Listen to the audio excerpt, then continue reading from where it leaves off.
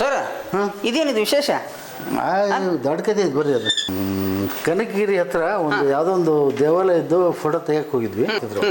ಜಾತ್ರೆಗೆ ಸಾರು ಮಾಡಕತ್ತಿದ್ರು. ಸಾರಿನಾಗ ಒಲೆಯಾಗ ಇಡಕತ್ತಿದ್ವಿ ಇವನ್ನ. ರೀ ಸ್ನೇಹಿತರೆ ನಮಸ್ಕಾರ. ನಾವು ಸದ್ಯ ಗಜೇಂದ್ರಗಢದಲ್ಲಿದ್ದೀವಿ ಸ್ನೇಹಿತರೆ. ಸದ್ಯ ನಾವು ಪುಂಡಲಿಕ ಕಲ್ಲಿಗನೂರು ಅನ್ನುವಂತಹ ಒಬ್ಬ ವಿಶೇಷವಾಗಿರ್ತಕ್ಕಂತಹ ವ್ಯಕ್ತಿಯ ಮನೆ ಹತ್ತಿರ ಇದ್ದೀವಿ ಸ್ನೇಹಿತರೆ. ನಿಜಕ್ಕೂ ತುಂಬ ಸಂತೋಷ ಆಗುತ್ತೆ. ಯಾಕಂತಂದರೆ ಮುಖ್ಯವಾಗಿ ಪುಂಡಲಿಕ ಕಲ್ಲಿಗನೂರು ಅವ್ರ ಬಗ್ಗೆ ಹೇಳಬೇಕಂದ್ರೆ ನಿಮಗೆ ಪಿ ಲಂಕೇಶ್ ಅವರು ಹಾಗೆ ರವಿ ಬೆಳಗೆರೆ ಅವ್ರ ಜೊತೆ ಒಡನಾಡಿಯಾಗಿದ್ದಂಥವರು ಪುಂಡಲಿಕ ಕಲ್ಲಿಗನೂರವರು. ವಿಶೇಷವಾಗಿರುವಂತಹ ವ್ಯಕ್ತಿತ್ವ ಇವ್ರದ್ದು. ಸ್ನೇಹಿತರೆ ಅವ್ರ ಮನೆ ಎದುರುಗಡೆ ಇದ್ದೀವಿ. ಹೋಗೋಣ ಸ್ನೇಹಿತರೆ, ಒಳಗಡೆ ಹೋಗಿ ಅವರ ವಿಶೇಷವಾಗಿರುವಂತಹ ಸಂದರ್ಶನವನ್ನು ಮಾಡೋಣ. ಅವರ ಮನೆ ಮತ್ತು ಮನ ಎರಡಕ್ಕೂ ಲಗ್ಗೆ ಇಡೋಣ ಸ್ನೇಹಿತರೆ. ಬನ್ನಿ ಸ್ನೇಹಿತರೆ, ಒಳಗಡೆ ಹೋಗೋಣ.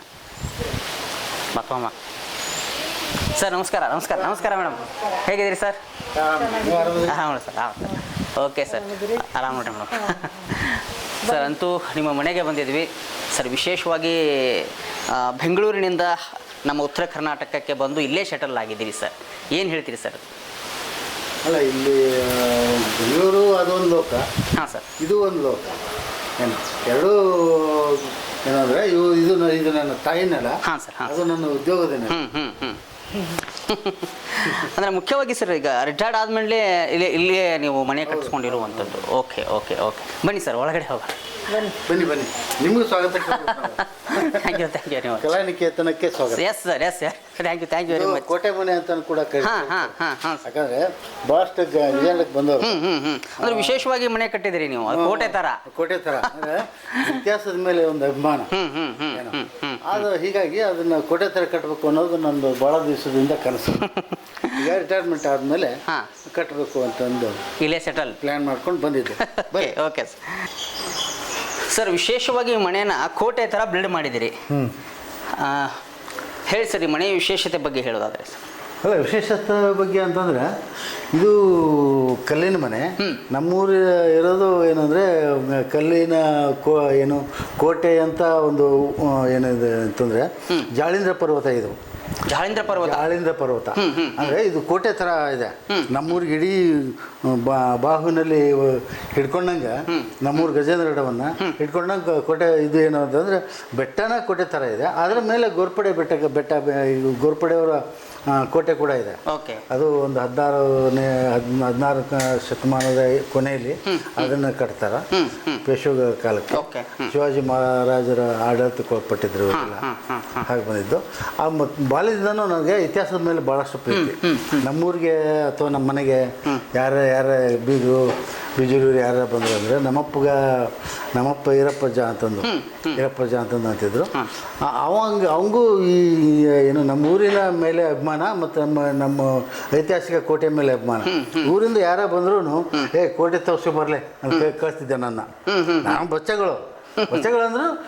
ಹಾಗಾಗಿ ನಮಗೆ ಇತಿಹಾಸದ ಬಗ್ಗೆ ಆಸಕ್ತಿ ಉಂಟು. ಏನೋ ಆಸಕ್ತಿ ಸುಮ್ಮನೆ ಬರಲ್ಲ. ತಂದೆ ತಾಯಿಗಳು ಹಾಕುವಂಥ ಬುನಾದಿ ಐತಲ್ಲ, ಅದು ನಮ್ಮನ್ನು ಬೆಳೆಸ್ತಾ ಹೋಗ್ತದೆ. ಬಂದವರಿಗೆಲ್ಲ ಕೋಟೆ ಮೇಲೆ ಕರ್ಕೊಂಡು ಹೋಗೋದು. ಕೋಟೆ ಮೇಲೆ ಭಾಳಷ್ಟು ಐತಿಹ್ಯಗಳಿದಾವೆ.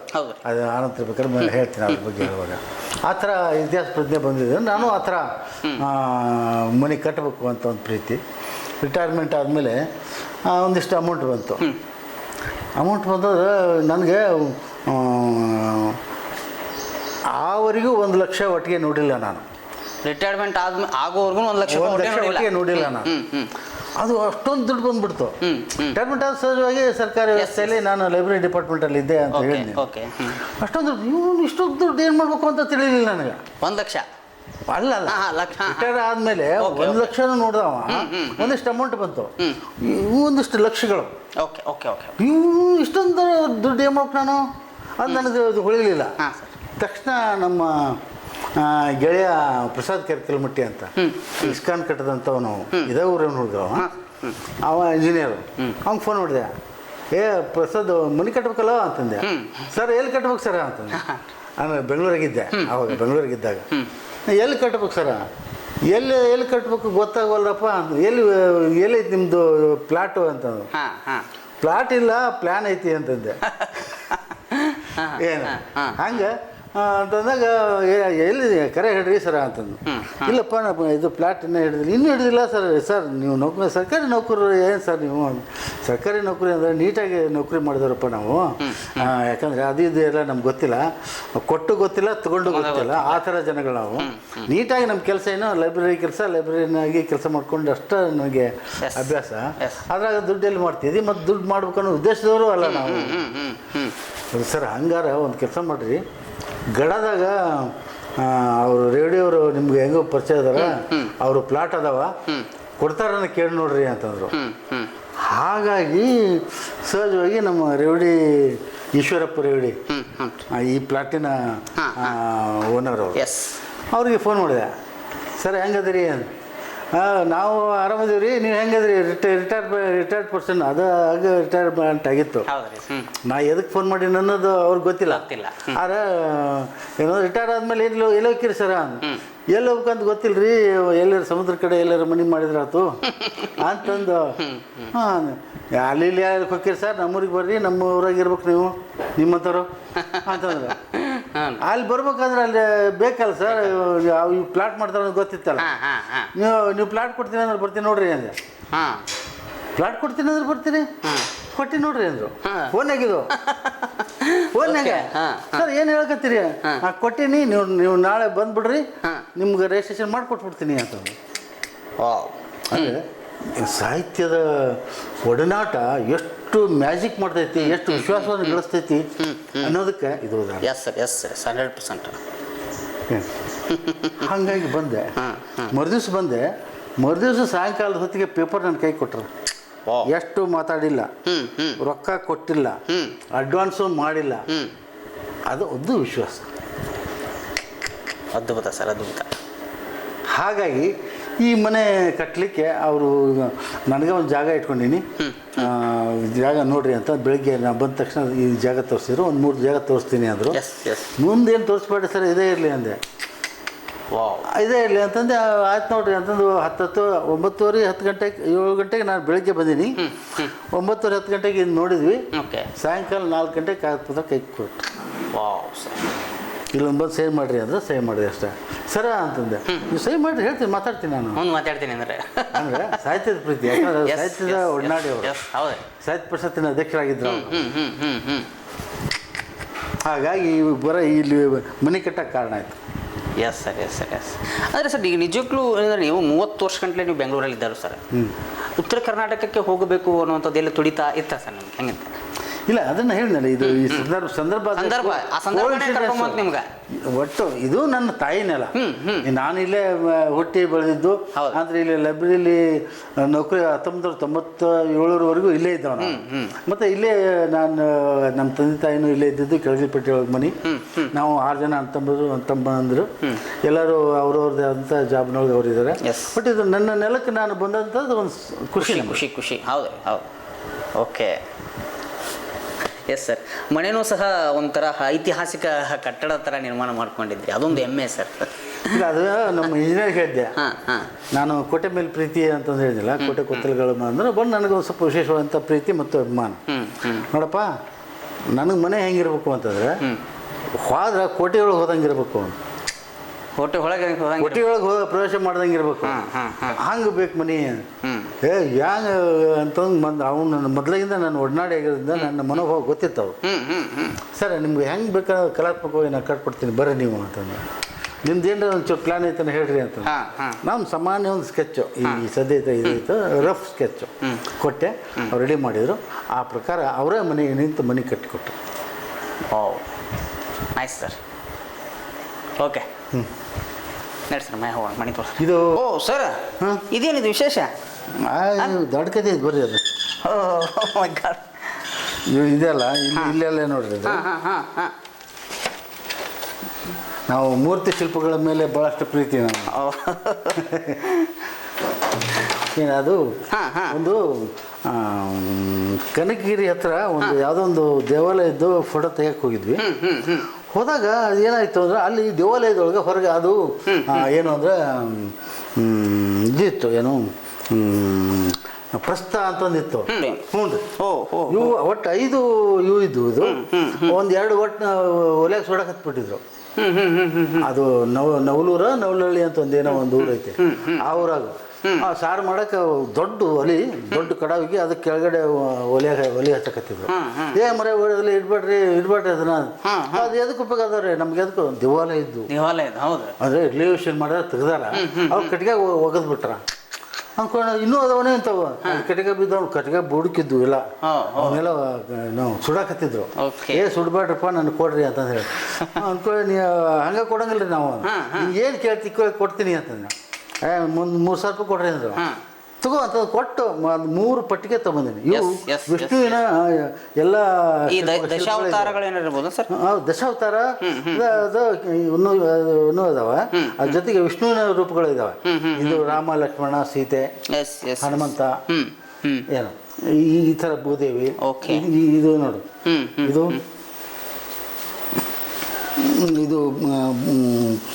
ಇವು ಕೂಡ ವಿಷ್ಣುವಿನ ರೂಪಗಳು.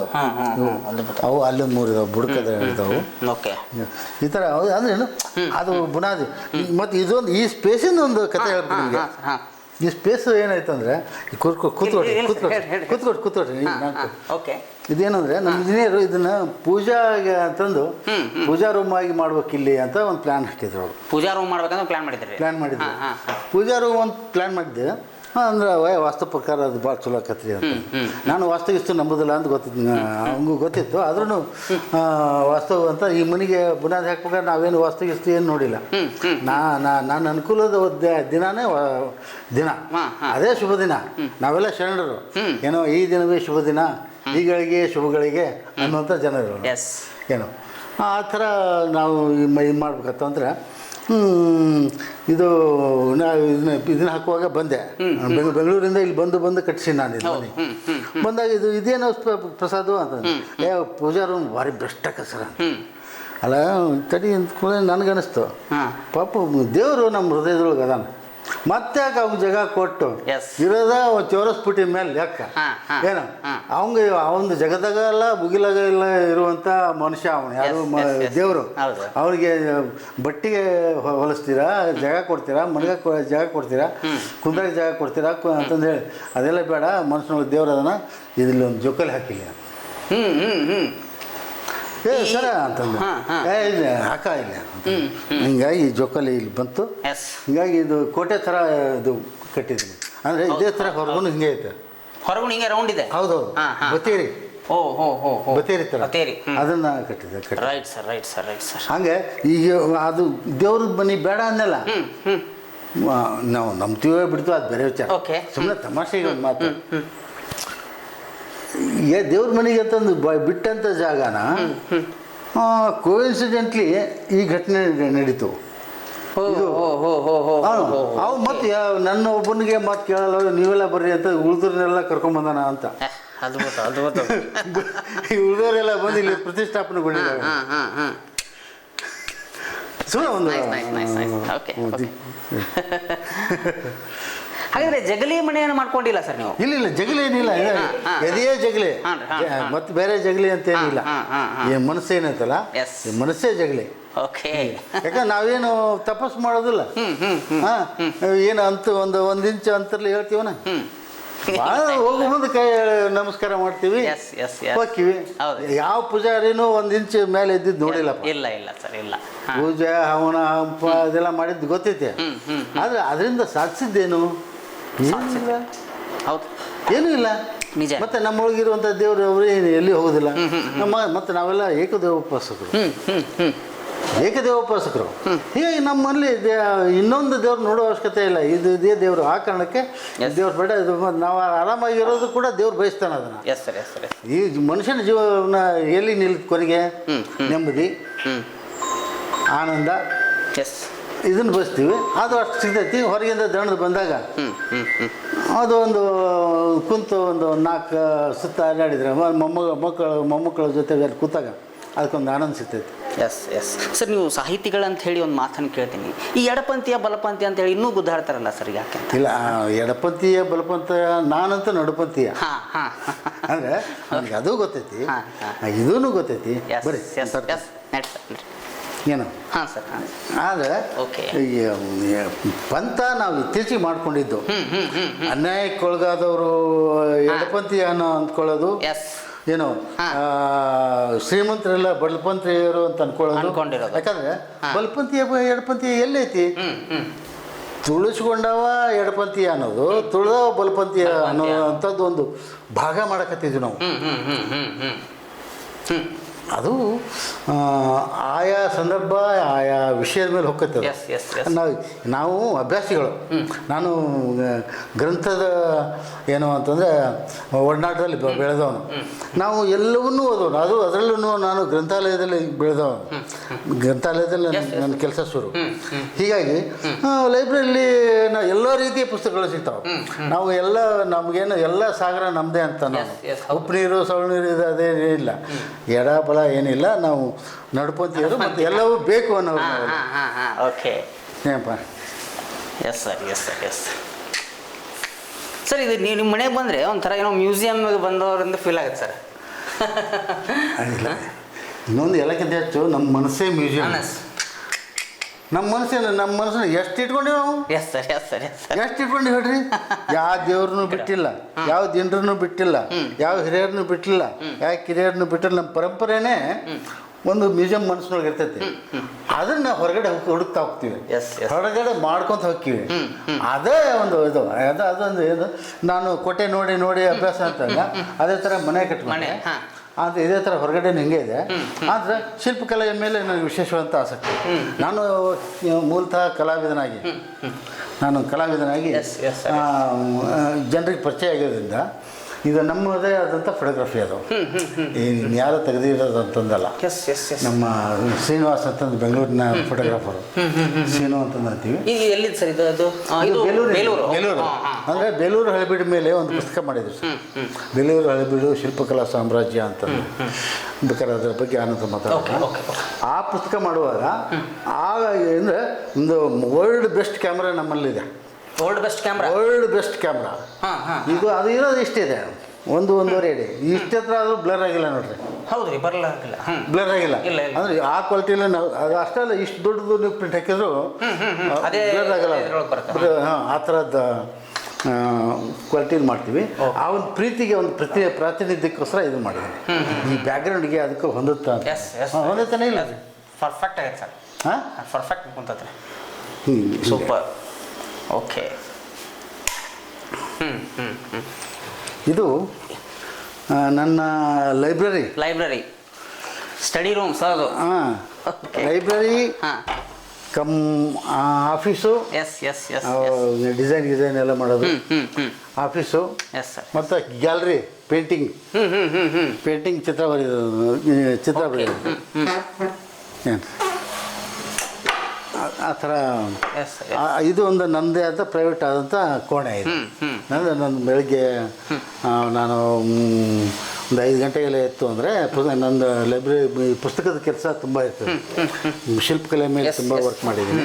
ಅದನ್ನು ಆ ಪ್ರಕಾರ ಇದು ನನಗೆ ಇರೋಕ್ಕೂ ಆಯ್ತು, ನನ್ನ ಕೆಲಸ ಮಾಡ್ಕೊಳ್ಳೋಕ್ಕೂ ಆಯ್ತು ಮಾಡ್ಕೊಂಡಂತ ಇದು ಇದೆಯಲ್ಲ ಪ್ಯಾಸೇಜ್. ಓಕೆ. ಈಗ ನಮ್ಮ ಊರಿನ ಗುಡ್ಡ ನೋಡಿದ್ರಪ್ಪ ಅಂತ ಹೌದ್ರಿ, ಊರಿನ ಬೆಟ್ಟ ನೋಡಿದ್ರೆ ಅಲ್ಲಿ ತೊಟ್ಟು ನೋಡಿ ಅಂತ ಐತಿ. ಆ ಭಾಗ ಇದು ಸರ್. ಸೇಮ್ ಅದೇ ಥರ ಮಾಡಿದ್ರಿ ಅಲ್ಲ? ಈಗ ನೋಡಿದ್ರಪ್ಪ ಇಡೀ ಊರು ಕಾಣಬೇಕು. ಏನು ಗಜೇಂದ್ರ ಕೋಟೆ ಏನಿದೆ ಸ್ನೇಹಿತರೆ, ಅದೇ ರೀತಿ ಕಲ್ಲಿಂಗನೂರು ಸರ್ ಮನೆಯೂ ಸಹ ಇದೆ. ಸೊ ಈ ಪ್ಯಾಸೇಜ್ನು ಅದೇ ಥರ ಇರುವಂಥದ್ದು ಸರ್. ಹೌದು, ಆ ಥರನ. ಯಾಕಂದ್ರೆ ಹಿಂದೆ ಮಹಾರಾಣಿಯರು ಅವರೆಲ್ಲ ಊರನ್ನು ನೋಡ್ಬೇಕಾತಂದ್ರೆ ಆ ಪ್ಯಾಸೇಜಲ್ಲಿ ಕೂತ್ಕೋತಿದ್ರು ಅಂತ ಒಂದು ದಂತಕತೆ. ಅದ್ರ ಜೊತೆಗೆ ಇವರೇನು ಬೇಹುಗಾರರು ದೂರಿಂದ ಬರುವ ವೈರಿಗಳನ್ನು ಕಂಡುಹಿಡಲಿಕ್ಕೆ ಈ ಪ್ಯಾಸೇಜನ್ನು ಬಳಸ್ಕೊತಿದ್ರು. ಭಾಳ ದೂರದಿಂದ ಕಾಣ್ತಿತ್ತು. ಆ ಕಾರಣಕ್ಕೆ ಆ ರೀತಿ ಇದೊಂದು ಮಾಡ್ಕೊಂಡಿದ್ದೀವಿ. ಅದ್ಭುತ ಸರ್. ಅದು ಸಿಂಪಲ್ ಆಗಿ ಒಂದು ಕೋಟೆ ಥರ ಮಾಡಿಕೊಂಡು. ಓಕೆ. ನನ್ನ ಮಗನ ಚೇರಿದು. ನಾವು ಐಷಾರಾಮಿ ನಮ್ದೇನಿಲ್ಲ. ನಮ್ದೇನಿದ್ರೆ ಇದು ಕಟ್ಟಿಗೆ ಕುರ್ಚಿ. ಇನ್ನು ಕಟ್ಟಿಗೆ ಕುರ್ಚಿ ಮೇಲೆ ಕುಂದಿರ್ತೀರಿ? ಹಾಂ, ಇದೆ. ಅದಕ್ಕೆ ಹಾಕಿ ಬಿಟ್ರಿಲ್ಲ ಡೆಸ್ಕ್. ಓಕೆ. ಕೊಟ್ಟರು. Okay sir. ಹ್ಮ್ ಅಂದರೆ ಚೋಟ ವಾಕಿಂಗ್ ಮಾಡ್ಕೊಳ್ಳಿಕ್ಕೆ ಎಸ್ ಬೆಳಿಗ್ಗೆ ಎಸ್ ಎಸ್ ಸರ್. ಅಲ್ಲಿ ಹೆಣ್ಮಕ್ಳಿಗೆ ಅಲ್ಲಿ ಬಟ್ಟೆಗಿಟ್ಟು ತೊಗೊಳ್ಲಿಕ್ಕೆ ಇಷ್ಟು ಹೀಗೆಲ್ಲ. ಇದು ನನ್ನ ಮಗಳು ಮಾಡಿದ್ದು ಒರ್ಲಿ ಆರ್ಟ್. ಓ ಹೋ ಹೋ ಹೋ ಓಕೆ. ಅಲ್ಲಿ ಒರ್ಲಿ ಆರ್ಟ್ ಬಗ್ಗೆ ಹೇಳಿಲ್ಲಲ್ಲ. Okay. ಇಲ್ಲಿ ಬರ್ರಿ, ಇದು ಹಳ್ಳಿ ಮರ. ಅರಳಿ ಮರ. ಹೌದ್ರಿ. ಇವಾಗ ಕಾಯಿ ಬಿಟ್ಟ ನೋಡಿ, ಹಣ್ಣು ಬಿಟ್ಟ ನೋಡಿ. Yes sir. ಅದ ಹೌದ್ರಿ. ಅದ ಅಲ್ಲಿ ಇಲ್ಲಿ ಅಂದರೆ ಈಗ ರೇವಡಿಯವರೇ ಹಾಕಿದ್ದು ಅದು. ಇನ್ನು ಹಣ್ಣಿನ ಹತ್ತಿ ಹಣ್ಣು. Yes, ಈಗ ಅಲ್ಲಿ ಹಣ್ಣು ಕಾಯಿ ಎಲ್ಲ ಇದೆ ನೋಡ್ರಿ. ವರ್ಷಕ್ಕೆ ಮೂರು ಫಲ ಬರ್ತದೆ ಇದು. ಇದ್ರ ಪಕ್ಕನೇ ಇದು ಇದು ಸರ್. ಹಾಂ ಓಕೆ. ನಮಗೆ ತೊಟ್ಲುಡಿ ಅಂತಂದು ಏನು ಅಂತೀವಲ್ಲ ಅದ್ರದ್ದು. ಓಕೆ. ನಾವು ಕಲಾವಿದರಾಗಿ ಏನು ನಮ್ಮ ಮಿತಿಯೊಳಗೆ ಏನು ಮಾಡೋಕ್ಕೆ ಸಾಧ್ಯ ಐತೆ ಅದು ಮಾಡುವಂಥ ಎಸ್ ಸರ್. ಎಸ್ ಪ್ರಯತ್ನ ನಾನು ಮಾಡಿ. ಇಲ್ಲ ಸರ್, ನಿಜಕ್ಕೂ ಅಂದರೆ ಈ ಥರ ಮಣ್ಣಿನ ಕಷ್ಟ ಕಟ್ಟಲಿಕ್ಕೆ ಬಹಳ ಜನ ಮನಸ್ಸು ಮಾಡಂಗಿಲ್ಲ ಸರ್. ವಿಶೇಷವಾದಂಥ ವ್ಯಕ್ತಿ. ಖರ್ಚು ಬೇಕು, ಖರ್ಚು ತುಂಬ ಇದೆ, ಆದರೆ ತಾಳ್ಮೆ ತುಂಬ ಇದೆ, ಸಮಯವನ್ನು ತುಂಬ ತೊಗೊಳ್ತದೆ. Yes yes yes sir. ಹೌದು. ಆ ತಾಳ್ಮೆ ದುಡ್ಡು ಐತಿ, ಬಡ ಏನು ಮನೆ ಕಟ್ಟಿಸಿ ಆರಾಮಿದ್ಬಿಡೋಣ ಅನ್ನೋ ಮನೋಭಾವ ಎಲ್ಲರದು. ನಮ್ಗೆ ಹಂಗಿಲ್ಲ. ನಾವು ಸಮಾಧಾನದಿಂದ ಏನಾಗಬೇಕು ಒಂದು ಕಲಾಕೃತಿ ಸೃಷ್ಟಿ ಮಾಡ್ದಂಗೆ. ಹೌದ್ರಿ. ಪ್ರತಿ ಚಿತ್ರ ಬರೀಬೇಕಾದ್ರೆ ನಾವು ಹೆಂಗೆ ಒಂದು ಸಮಯವನ್ನು ತೊಗೊತೀವಲ್ಲ, ಎಸ್ ಸರ್. Yes sir. ಸಬ್ಜೆಕ್ಟಿಗೆ ತಕ್ಕಂಗೆ ಎಸ್ ಎಸ್ ಅದಕ್ಕೆ ತಕ್ಕ ಆ ರೀತಿ ಮನೆಯನ್ನು ಕಟ್ಕೊಂಡಿದ್ವಿ. ಇದೊಂದು ಪುಟ್ಟದು ಕೋಟೆ ಮನೆ ಅಂತಂದು ಕಟ್ಟಿ ಇದಕ್ಕೆ ಅಂತ ಕರೀತಾರೆ ಎಲ್ಲ ಜನ ಇಲ್ಲಿ ಲೋಕಲ್ಲು. ಇಲ್ಲಿ ಕಲಾನಿಕೇತನ ಅಂತ ನಾನು ಇಟ್ಕೊಂಡೆ. ಯಾಕಂದ್ರೆ ಕಲೆಯಿಂದ, ಯಾಕಂದ್ರೆ ಪ್ರತಿಯೊಂದು ಪೈಸಾನು ಕಲೆಯಿಂದ, ಚಿತ್ರಕಲೆಯಿಂದ ಮತ್ತು ಗ್ರಂಥಾಲಯದ ಕೆಲಸದಿಂದ ಬಂದಂಥ ಒಂದು ಆದಾಯದಿಂದ ಇದನ್ನು ಕಟ್ತೀವಿ. ಎಸ್. ಯಾಕಂದರೆ ಸರ್, ಈಗ ಪ್ರತಿಯೊಂದು ಕಲ್ಲನ್ನು ಆಯ್ಕೆ ಮಾಡ್ಕೋಬೇಕು ಅಥವಾ ಒಂದು ಏನೋ ಕಲಾಕೃತಿಯನ್ನು ಮನೆಯೊಳಗೆ ಸೇರಿಸಬೇಕು ಅಂದರೆ ಅದಕ್ಕೆ ಬಹಳಷ್ಟು ಟೈಮು ಮತ್ತು ಪೇಷನ್ಸು. ಹೌದು, ಅದು ಬಹಳ ಮುಖ್ಯವಾಗಿರ್ತದೆ ಸರ್. ನಿಜಕ್ಕೆ ಪೇಷನ್ಸ್ ಬೇಕು. ಇದು ಮತ್ತು ಈ ಕಲ್ಲು ನಮ್ಮೂರಿನ ಗುಡ್ಡನೇ. ನಮ್ಮೂರಿನ ಗುಡ್ಡದ ಕಲ್ಲೇ ಅವೆಲ್ಲ. ಓ ಹೋ ಹೋ ಹೋ ಹೋ. ಅಂದರೆ ಇದೇ ಗಜೇಂದ್ರಗಢದ ಕಲ್ಲು. ಗಜೇಂದ್ರ ಮತ್ತು ಚಂದ್ರಗಿರಿ ಅಂತ ಇಲ್ಲೊಂದು ಇದೆ, ಚಂದ್ರಗಿರಿ ಕಲ್ಲು. ಇದನ್ನು ಕಟ್ಟಿದವರು ಯಾರು ಅಂತಂದರೆ ಪ್ರಸಾದ್ ಕೆರ್ಕಲ್ಮಟ್ಟಿ ಇಂಜಿನಿಯರ್ ಆದರೆ, ದುರ್ಗಪ್ಪ ಅಂತಂದು ನಮ್ಮ ಕಲ್ಲು ಇದನ್ನು ಕಟ್ಟಿದವರು. ಅವ್ರ ಕೈ ಕೆಳಗೆ ಒಬ್ಬ ಮಂಜು ಅಂತಂದು ಒಬ್ಬ ಇದ್ದ. ಆ ಮಂಜು ಈ ಕಲ್ಲಿನ ಏನು ಕೆಲಸ ಮಾಡೋದ್ರಲ್ಲಿ ಎಕ್ಸ್ಪರ್ಟ್ ಅವನು. ಇದರಲ್ಲೂ ಈ ಕುಸರಿ ಕಲ್ಲು ಇಲ್ಲೊಂದು ಈ ಇದೆಲ್ಲ ಕಟ್ಟೋದ್ರಲ್ಲಿ ಒಬ್ಬ ಸಕ್ರಪ್ಪ ಅಂತಂದೇಳಿ ಅವ ಭಾಳ ಎಕ್ಸ್ಪರ್ಟು. ಅವನ ಕಡೆಯಿಂದ ಮಾಡಿಸಿ ಎಲ್ಲ ಕಲ್ಲನ್ನು ಒಬ್ಬನೇ ಸಕ್ರಪ್ಪ ಹೊಡೆದಿರೋದು.